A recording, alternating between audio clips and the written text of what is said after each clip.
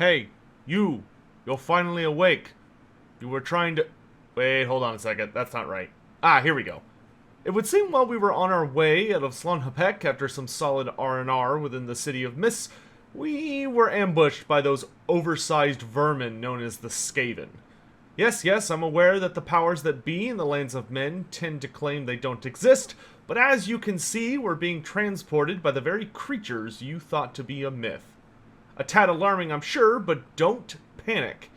It seems we were taken by those Skaven loyal to Clan Moulder, and they're taking us beneath the great ocean to somewhere in the Southlands. I haven't quite translated where we're heading just yet. My Queekish is a tad rusty. In any event, it's pointless to attempt an escape while we're still in the tunnels of their so-called Under-Empire, so the best strategy now is to sit tight and just be patient. I have managed to glean from our captors that apparently were to be taken as gifts to be presented to the most skilled packmaster of Clan Moulder, though I'm quite curious what brings him so far from Hell Pit.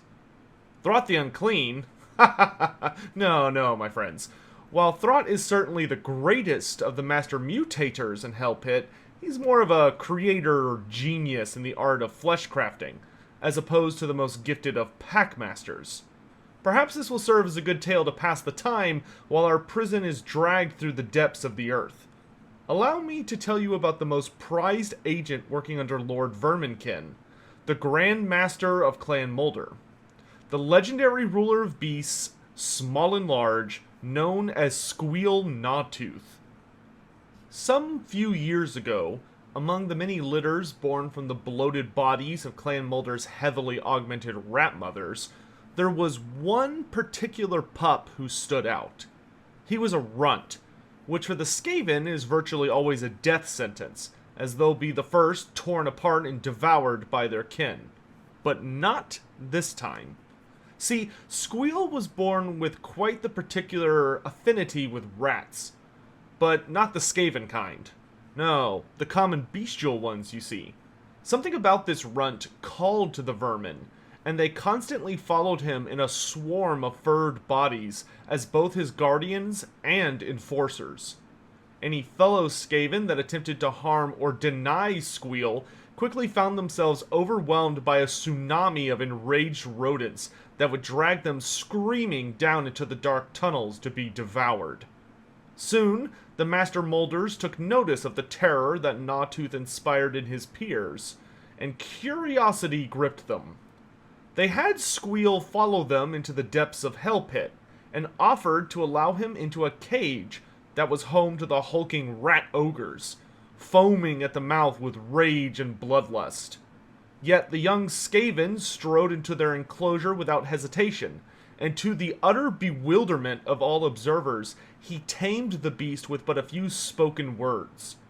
Gnawtooth immediately began his training to become a packmaster, a new career which he took to with extreme delight.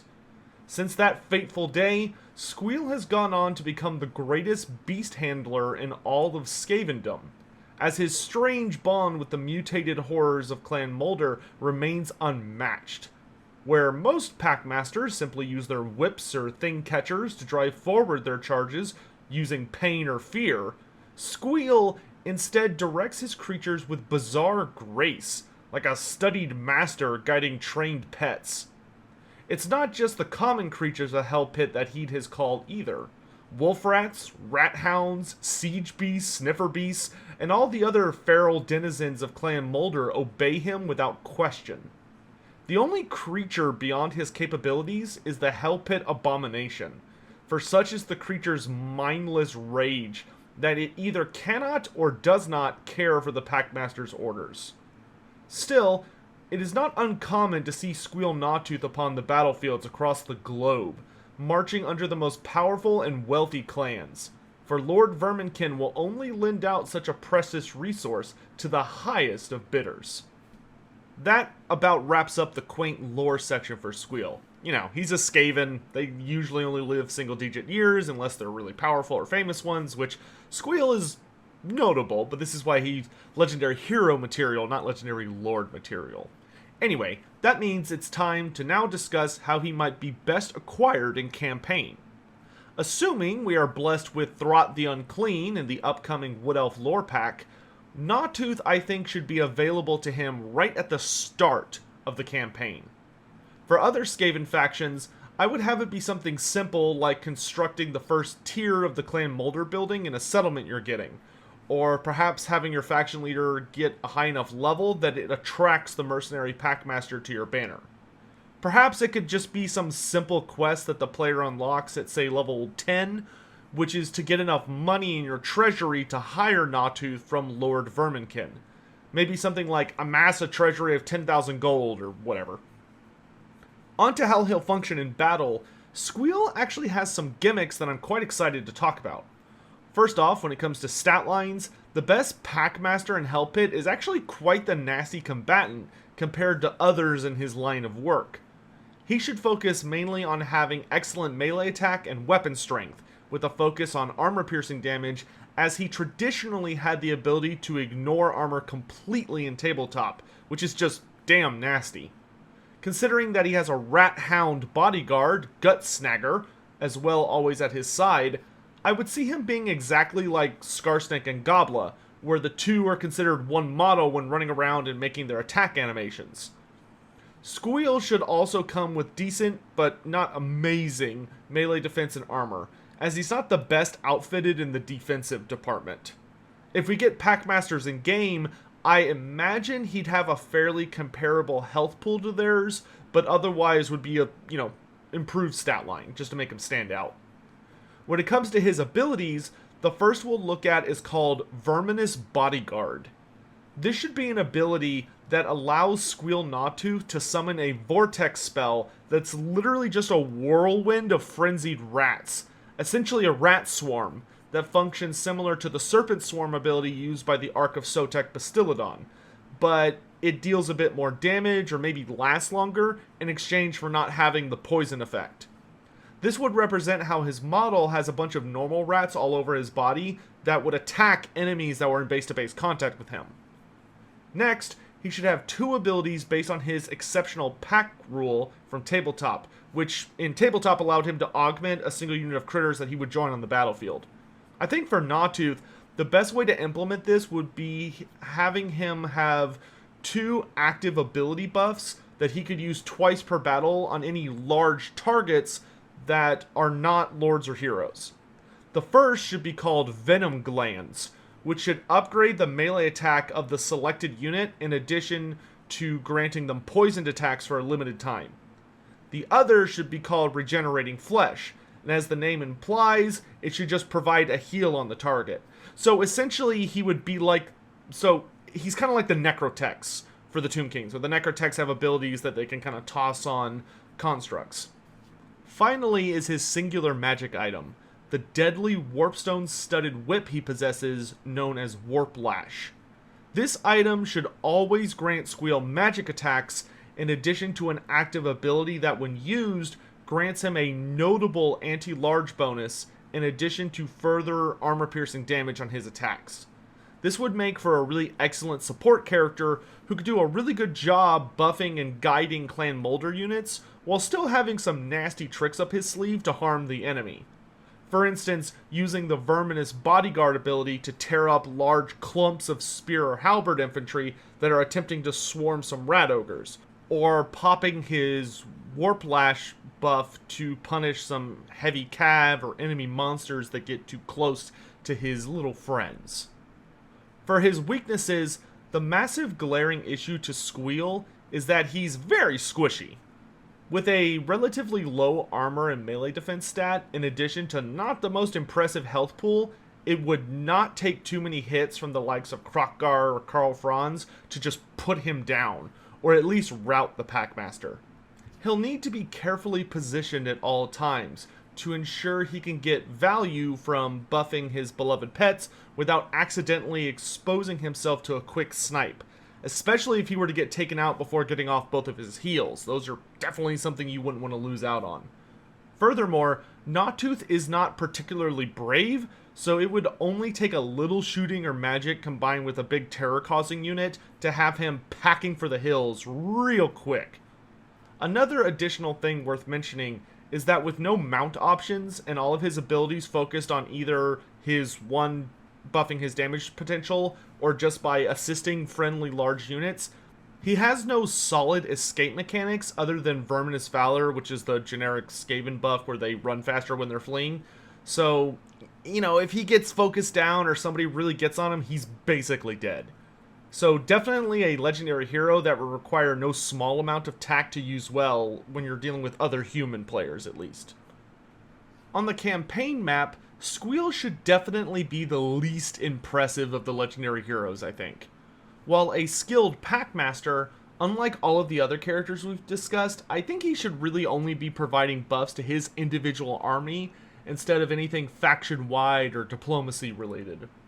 After all, he is more of a glorified unit champion than a standalone hero, but in his defense, that's because you needed to have a pack of creatures for him to be commanding, so you couldn't really take him by himself. When it comes to agent actions, I would see him having a fairly standard setup, such as training, boost income, damage walls, wound, and assault unit. Note I said assault unit as in singular, not units. Like I said, he's not the best agent.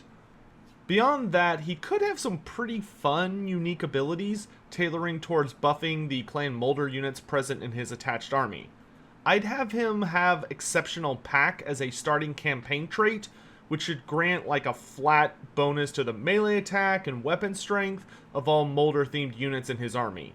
Around level 10 or 15, I could see him having an unlockable skill called something like Loyal Guardian or Loyal Pet, which allows him to buff his pet rat hound Gut Snagger by gaining some notable stat boost or perhaps gain like the Armor Sundering trait on his melee attacks, as Gut Snagger has been augmented with Warp Shard Fangs or something.